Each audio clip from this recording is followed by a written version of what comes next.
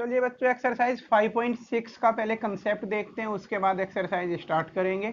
मैंने आपको एक्सरसाइज 5.5 तक का बता दिया था डिफरेंशिएशन, और 5.5 में हमने देखा कैसे वेरिएबल की पावर वेरिएबल वाले क्वेश्चन को हम लोगरिथम की हेल्प से सोल्व करते हैं। ये सारी चीजें हो गई थी। अब हम बात करने वाले हैं एक्सरसाइज 5.6 की। और 5.6 का टॉपिक ये है जो आप बोर्ड पर पढ़ रहे हैं, ये डिफरेंशिएशन ऑफ पैरामीट्रिक इक्वेशन। मतलब पैरामीट्रिक इक्वेशन का डिफरेंशिएशन करना है। तो पहले ये जान ले कि पैरामीट्रिक इक्वेशन एक्चुअली होती क्या है। पैरामीट्रिक इक्वेशन तो ऐसी इक्वेशन इस टाइप की, मैं लिख रहा हूँ पहले, उससे समझ में आएगा आपको। जैसे x इक्वल टू 3t² और y equal to 4t। Suppose मैंने यहाँ पर ये दो इक्वेशन लिखी हैं कि x की इक्वेशन अलग है और y की अलग है। यहाँ पर जो x वेरिएबल है वो t के ऊपर डिपेंड करता है, y वेरिएबल भी t के ऊपर डिपेंड करता है। तो यहाँ पर t दोनों में कॉमन है। अगर हम y को चेंज करें तो t चेंज होगा, और t चेंज होगा तो x भी चेंज हो जाएगा। यानी इनमें फिर भी इंटरकनेक्टिविटी है x और y में। तो ये इस टाइप की जो इक्वेशन होती हैं उन्हें हम पैरामीट्रिक इक्वेशन बोलते हैं, जिनमें x और y दोनों सेपरेटली डिफाइन किए गए हों एक थर्ड वेरिएबल की टर्म में। यहाँ थर्ड वेरिएबल ये t है, और इस t को नाम दे दिया जाता है पैरामीटर। और इसी की वजह से इन्हें पैरामीट्रिक इक्वेशन बोलते हैं। तो पैरामीटर क्या होगा? जो x और y दोनों में जो कॉमन वेरिएबल यूज किया जाता है, उस कॉमन वेरिएबल को बोलते हैं हम पैरामीटर। ओके, तो पैरामीटर यहाँ पर t होगा। तो इन क्वेश्चन में dy अपॉन dx फाइंड करने के लिए हम क्या करते हैं? dy अपॉन dx फाइंड करने के लिए पूरा प्रोसीजर समझना, उससे समझ में आएगा। ठीक है, सबसे पहले क्या किया जाता है, अगर मैं एक्सप्लेन करूं, पहले मैं ओरली आपको बता रहा हूं, आप पहले समझिए। जो भी x और y की इक्वेशन दे रखी है, आप वन बाय वन इन्हें डिफरेंशिएट करेंगे विद रेस्पेक्ट टू t। मतलब सबसे पहले जैसे सॉल्यूशन में इसका करके आपको दिखाऊं, इसी क्वेश्चन का x इक्वल टू दे रखा है आपको 3t²। आप इस इक्वेशन को डिफरेंशिएट करेंगे विद रेस्पेक्ट टू t। आप इस इक्वेशन को with respect to t differentiate करेंगे तो x का डिफरेंशिएशन होगा dx upon dt equal to 3t² का 6t हो जाएगा। इसे समझिए आप, जैसे अपॉन में dt क्यों रखा हमने? क्योंकि जब आप सभी जानते हैं कि अगर y को हम डिफरेंशिएट करें विद रेस्पेक्ट टू x, तो ये dy अपॉन dx लिखा जाता है ना। अपॉन में dx जो लिखा जाता है वो इसी की वजह से तो है कि जब विद रेस्पेक्ट टू x करते हैं तो अपॉन में dx रखते हैं। जब विद रेस्पेक्ट टू t हमने डिफरेंशिएशन किया तो अपॉन में dt रखा जाएगा। किसका डिफरेंशिएशन किया था? y का, तो dy अपॉन dx हुआ। x का डिफरेंशिएशन कर रहे हैं हम यहाँ पर t के रेस्पेक्ट में, तो वो dx अपॉन dt हो जाएगा। तो dx अपॉन dt की वैल्यू 6t। ओके, फिर आप y वाली इक्वेशन उठाएंगे। आपको dx अपॉन dt फाइंड करना था, आपने कर लिया। अब y वाली इक्वेशन लिखिए। y इक्वल टू है हमारे पास 4t। आप इस इक्वेशन को भी डिफरेंशिएट करेंगे विद रेस्पेक्ट टू t। तो y का डिफरेंशिएशन लिखना पड़ेगा आपको dy अपॉन dt, और 4t का 4 हो जाएगा डिफरेंशिएशन। जैसे 4x का 4 होता है, 5x का 5 होता है, क्योंकि वो x के रेस्पेक्ट में था, यहाँ t के रेस्पेक्ट में है, तो 4t का 4 हो जाएगा। ओके, तो dy अपॉन dt 4 हुआ। अब क्या करना है आपको? आपको dy अपॉन dx फाइंड करना है। तो नाउ dy अपॉन dx का मैं एक फॉर्मूला यहाँ पर लिख रहा हूँ, बस ये याद रखना होगा। dy upon dx equal to होगा dy upon dt upon dx upon dt। तो dy अपॉन dt आप ऑलरेडी फाइंड कर चुके हैं, 4 अपॉन dx अपॉन dt आया था आपके पास 60। 2 टू जा 4, 2 3 जा, तो फाइनल आंसर हो जाएगा 2 अपॉन 3t। ये कहलाएगा dy अपॉन dx। तो पैरामीट्रिक इक्वेशन के डिफरेंशिएशन इस तरीके से करते हैं हम। फिर से पूरा प्रोसीजर समझिए। जो भी x और y में आपको इक्वेशन दे रखी होंगी किसी थर्ड वेरिएबल के टर्म में, उस थर्ड वेरिएबल को बोलते हैं हम पैरामीटर।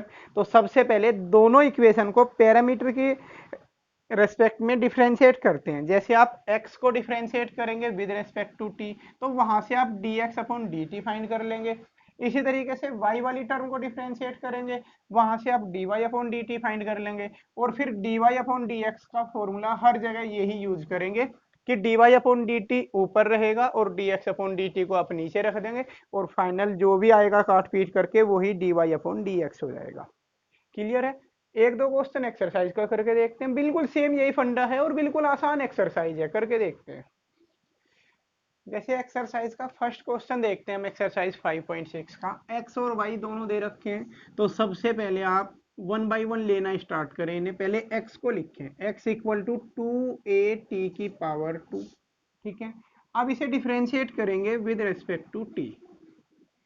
डिफ्रेंशिएट किया हमने with respect to t, x का डिफ्रेंशिएशन होगा d x upon d t, और जब आप इसका करेंगे तो ये 4a t हो जाएगा, ठीक है ना। टी स्क्वायर का 2t की वजह से ये 4a t हो जाएगा।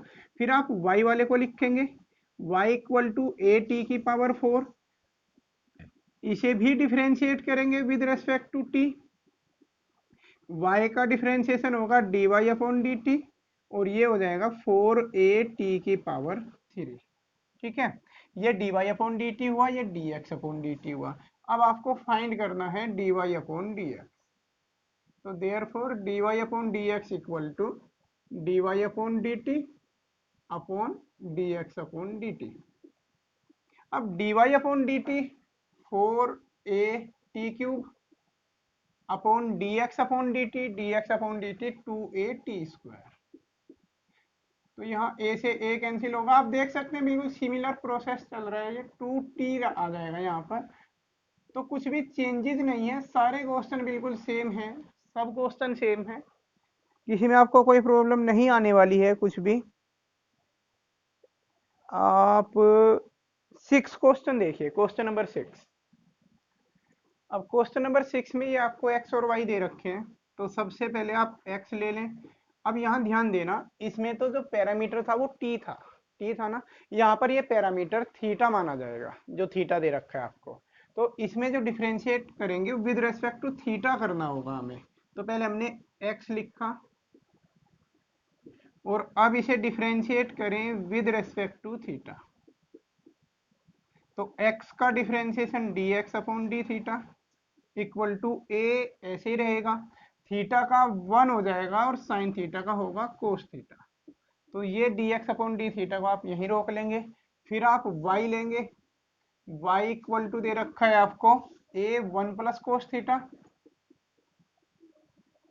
अब आप इसे डिफ्रेंशिएट करेंगे विद रेस्पेक्ट टू थीटा, तो y का differentiation dy upon d theta, a as it is रहेगा, 1 का 0 हो जाएगा और कोस थीटा का होगा माइनस साइन थीटा, तो ये माइनस a साइन थीटा आ जाएगा आपके पास। अब आपको लिखना है dy अपॉन डी एक्स, तो therefore dy upon d x equal to dy upon d theta upon dx upon d theta. तो dy अपॉन डी थीटा आप लिखेंगे dy upon d theta minus a sine theta upon dx upon d theta a into 1 minus cos theta. a से a cancel होगा और अब ये आ जाएगा आपके सामने minus sign theta upon 1 minus cos theta. सही है, इतना हो जाएगा। अब आप समझ सकते हैं आगे वो फॉर्मूले यूज होंगे जो मैं आपको बहुत बार बताता हूँ कि यहाँ पर आप फॉर्मूले ओपन करेंगे, माइनस साइन थीटा का लिखेंगे 2 sine theta by 2 cos theta by 2 upon 1 minus cos theta को आप लिख देंगे 2 साइन स्क्वायर थीटा बाई 2। ऐसा करने पर 2 से 2 कैंसिल होगा, एक साइन की पावर कम हो जाएगी, कोस अपॉन साइन मतलब कोट थीटा बाई 2 आ जाएगा फाइनल आंसर। तो dy upon d x equal to होगा माइनस कोट थीटा बाई 2। तो आपने देखा कि मैंने 2-3 क्वेश्चन किए लेकिन कुछ भी फर्क तो है नहीं क्वेश्चन में, बिल्कुल सेम है। तो आप इस एक्सरसाइज के क्वेश्चन ट्राई करेंगे और जो डाउट होंगे वे मुझे सेंड कर देंगे, आप कमेंट कर सकते हैं, ठीक है। अगर कोई डाउट होंगे तो उनके ऊपर एक और वीडियो हम कंसीडर कर लेंगे, इसमें आप इतना ही रखें।